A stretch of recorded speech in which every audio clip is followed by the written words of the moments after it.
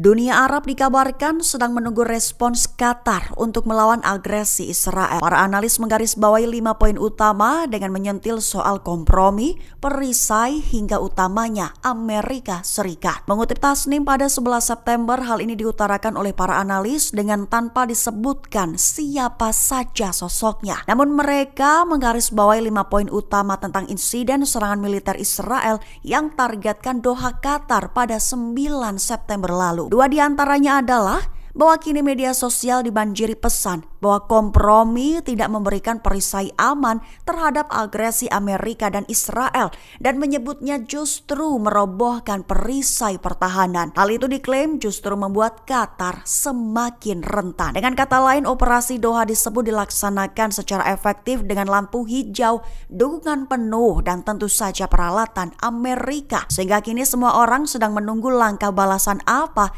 yang akan diambil Qatar terhadap Israel. Ada harapan bahwa Qatar akan menunjukkan tindakan nyata meskipun tampaknya sangat kecil kemungkinannya mengingat secara militer Qatar sepenuhnya bergantung pada Amerika Serikat. Juga pertahanan udaranya pada dasarnya milik Amerika dan tentu saja jelas bahwa sistem pertahanan Amerika tidak akan mampu melawan agresi Israel sehingga Doha disebut menjadi kota yang tidak berdaya. Ketua Knesset Israel Amir Ohana mengomentari serangan Israel yang diklaim menargetkan para pemimpin Hamas di Qatar pada serangan Selasa 9 September lalu. Klaim bahwa serangan Doha merupakan bagian dari apa yang disebut sebagai operasi puncak api. Mengutip Kabarni pada 11 September, hal ini diutarakan oleh Amir Ohana di akun X miliknya. Lebih dari itu, Ohana mengklaim bahwa serangan di Doha, Qatar merupakan serangan yang sudah direncanakan sekira 2 hingga 3 bulan sebelumnya. Sekaligus mengklaim bahwa kecepatannya telah meningkat dalam beberapa minggu terakhir. Selain itu, militer Israel mengatakan bahwa serangan Doha merupakan bagian dari operasi puncak api. Menyatakan bahwa serangan tersebut menargetkan para pemimpin senior Hamas. Mengklaimnya dengan menyebut serangan tepat sasaran dalam operasi gabungan dengan Dinas Keamanan Internal Shin Bet. Sementara itu di sisi lain, Qatar menggambarkan serangan Israel itu sebagai serangan pengecut. Sementara beberapa negara Arab mengutuk serangan tersebut dan memperingatkan dampaknya terhadap keamanan regional.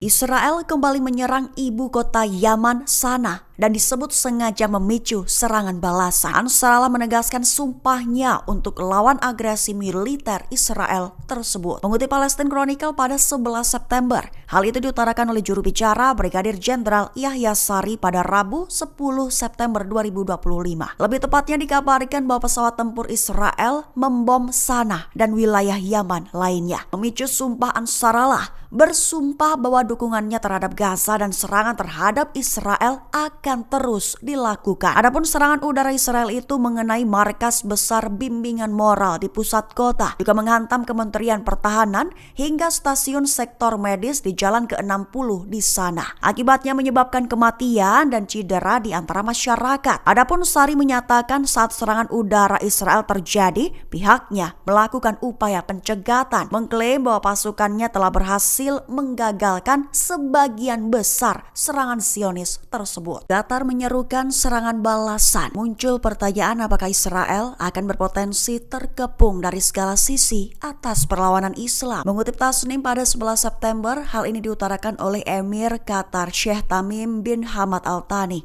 dalam percakapan telepon dengan Presiden Iran Masoud Pezeshkian pada Selasa 9 September malam. Emir Qatar menyatakan apresiasinya atas panggilan tersebut, menyetujui bahwa Perdana Menteri Israel Benjamin Netanyahu bertindak tanpa batas dan menyerang dimanapun dan bagaimanapun ia memilih tanpa dibatasi oleh akuntabilitas internasional. Ia pun menekankan perlunya negara-negara kawasan untuk menghadirkan front persatuan melawan kejahatan Israel. Syekh Tamim juga menyatakan harapan bahwa komunikasi antara Iran dan negara-negara Islam lainnya dengan Qatar akan terus berlanjut dalam beberapa hari mendatang. Menekankan pentingnya segala upaya kolektif untuk menghentikan kejahatan Israel di kawasan tersebut, tak menutup kemungkinan dengan upaya militer.